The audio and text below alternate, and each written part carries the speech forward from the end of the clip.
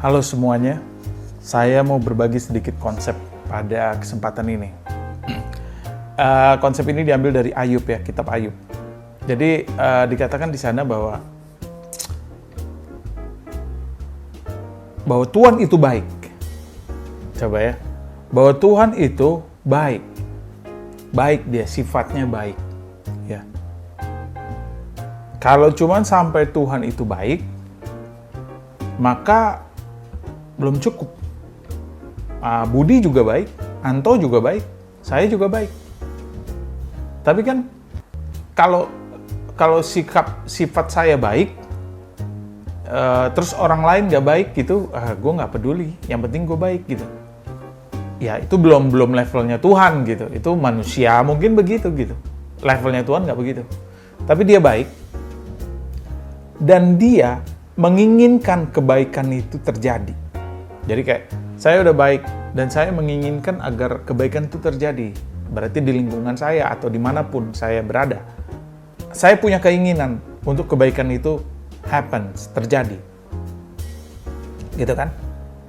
Tapi ternyata itu belum cukup. Saya menginginkan kebaikan itu terjadi, tetapi dunia belum tentu bisa jadi baik gitu. Ada yang ketiga. Tuhan itu memiliki kemampuan, memiliki kuasa untuk mewujudkan kebaikan itu. Nah ini yang orang manusia nggak punya kan? Saya baik, saya menginginkan kebaikan itu terjadi, tapi saya tidak punya kuasa, tidak punya super power untuk mewujudkan kebaikan itu terjadi. Seperti orang bermimpi-mimpi punya Avengers gitu kan, supaya mewujudkan kebaikan. Nah. Punya kuasa, Tuhan itu punya kuasa mewujudkan kebaikan itu terjadi. Yang ketiga, Tuhan mengetahui kebaikan itu mana yang membutuhkan kebaikan gitu. Jadi bukan buta. Bukan dia misalkan manusia saya nggak tahu kalau ternyata papa saya, mama saya, tetangga saya, sebuah provinsi, sebuah daerah itu membutuhkan kebaikan, itu saya nggak punya kemampuan, ya kan? Karena saya nggak maha. Gitu. Nah Tuhan itu tahu, dia bisa tahu, memiliki omniscience yang mengetahui kebaikan itu cocoknya ada di mana dan siapa yang membutuhkan kebaikan. Sampai 3 konsep ini, ya, di sini ateis itu suka bermain. Sampai 4 konsep ini ateis itu suka bermain. Lah kalau itu semua sudah piranti yang dimiliki oleh Tuhan terkait dengan kebaikan, baik. Mengapa masih ada hal jahat di dunia? Tadi kan Tuhan itu baik. Dia menginginkan kebaikan itu terjadi dan dia memiliki kemampuan untuk mewujudkan kebaikan, memiliki kuasa. Dia memiliki sains untuk mengetahui kebaikan itu mau diterapkan di mana dan siapa yang membutuhkan kebaikan. Tapi kenapa kejahatan masih terjadi di dunia ini? Kesimpulannya bagi orang ateis, Tuhan itu tidak baik. Tuhan itu nggak ada. Kesimpulan yang mereka sampaikan, Tuhan itu nggak ada. Nggak ada Tuhan itu. Itu cuma imajinasi manusia atas keinginannya untuk dunia ini semakin baik. Tetapi tidak sampai-sampai akhirnya mengatakan bahwa Tuhan itu sebenarnya nggak ada. Nah, disinilah Almighty-nya Tuhan. Coba bayangkan baik-baik. Kelihatan ini kalimatnya yang 4 biji ini tadi positif sekali kan? Tapi ternyata menjerumuskan kita pada satu hal yang tersesat begitu. Oh iya ya, kalau semua bisa Tuhan lakukan baik, kenapa dunia masih ada kejahatan? Kenapa Tuhan tidak lakukan aja semua itu? Nah, ternyata ada satu poin yang kelima guys. Ketika poin kelima ini Tuhan lakukan, yang banyak orang ateis atau tidak percaya kepada Tuhan itu inginkan. Kenapa? Tadi kan yang diinginkan manusia itu yang kelima. Ateis itu yang diinginkan ateis itu adalah yang kelima. Dia bilang, kalau Tuhan itu memang baik, kenapa masih ada kejahatan? Kenapa nggak bikin baik semuanya? Bikin semua keadaan dunia menjadi baik gitu. Kenapa tidak begitu? Bayangkan kalau Tuhan lakukan yang kelima. Saya kasih contoh. Anda ngantuk banget karena kurang tidur. Jadi waktu jam 5 pagi Anda belum bangun. Anda masih tertidur, masih mau lanjut lagi tidur sampai jam 8, jam 9. Tiba-tiba Anda dipaksa bangun. Dipaksa bangun jam 5 Anda harus bangun. Kata Tuhan, Anda harus bangun jam 5. Kalau tidak, hidup Anda tidak baik. Anda masih pengen buka TikTok, nonton YouTube. Tiba-tiba YouTube, TikTok semua mati. Anda harus sikat gigi. Anda harus cepat sarapan. Dan jangan lupa olahraga pagi. Anda lagi kurang semangat olahraga, Anda harus olahraga. Badan Anda gerak sendiri. Dipaksa sama Tuhan untuk kebaikan.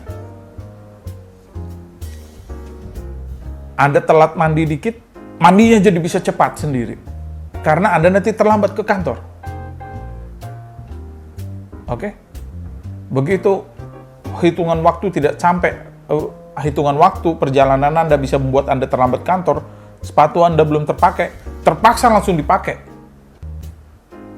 Akhirnya Anda berangkat naik motor ke kantor atau naik mobil supaya nggak telat, supaya baik.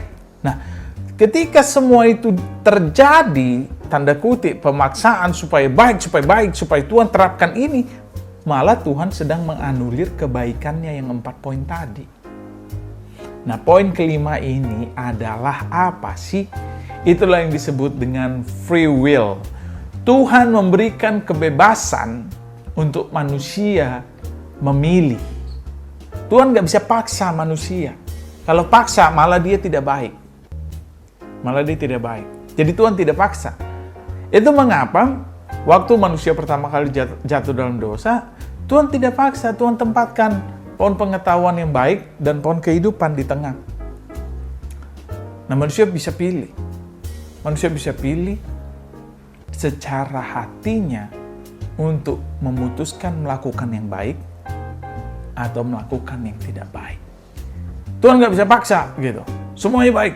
Ada ngaco dikit, semua harus baik. Ada satu potensi untuk terjadi ketidakbaikan dipaksa berubah. Intervensi terus Tuhan, intervensi. Maka manusia tidak lagi merasa dibaikin. Sengsara kan hidup seperti itu. Bangun pagi, udah bangun, sikatan gitu, atur semua teratur. Kita nggak punya hak menentukan hidup kita sendiri. Sengsara, akhirnya kita merasa itu tidak baik. Itu mengapa? Tetapi freedom, nomor 5 ini jadinya freedom. Freedom yang Tuhan izinkan, kebaikan Tuhan itu yang paling hakiki satu lagi adalah memberikan kebebasan manusia untuk menentukan yang baik dan tidak baik. Ini yang memiliki peluang manusia melakukan dosa. Itu loh. Kebaikan Tuhan yang extraordinary, yaitu memberikan manusia freedom, sehingga itu menjebak, memiliki konsekuensi untuk manusia. Ada dua arah untuk melakukan baik atau tidak baik. Ada opsi di sana. Dan itu kebebasan yang Tuhan izinkan. Dan disitulah terjadinya berbagai macam variabel-variabel dan parameter dan kejadian-kejadian di bumi ini, sehingga terjadi adalah yang baik dan tidak baik, yang baik dan tidak baik. Jadi hidup itu menjadi kompleks. Kayak gitu, karena kebebasan yang Tuhan izinkan karena kebaikannya. Jadi bukan seperti orang ateis tadi berpikir, berarti Tuhan itu tidak ada. Kok masih ada kejahatan? Kayak gitu teman-teman. Semoga ini memberkati teman-teman. Jadi teman-teman sekarang di dalam berhidup nih, di dalam menjalani kehidupan, setiap berpikir, engkau dikasih kebebasan. Hari ini mau berdosa atau stop berdosa. Tuhan hanya mengingatkan dan membantu dan memberikan kebaikan, pengetahuan, firman. Tapi engkau diberikan kebebasan untuk menentukan. Nah di sini engkau diberikan kebaikan sama Tuhan menjadi merdeka untuk menentukan. Jadi disitulah penyembahan kita yang sejati ketika kita memutuskan untuk menjadi baik karena ingin mengucap syukur dan memuliakan nama Tuhan. Bukan kita didikte, diinterupsi terus sama Tuhan. Lu harus baik, lu harus baik, lu harus baik. Maka kita akan sengsara. Kira-kira seperti itu teman-teman sharing hari ini. Semoga memberkati kalian semua ya. Bye.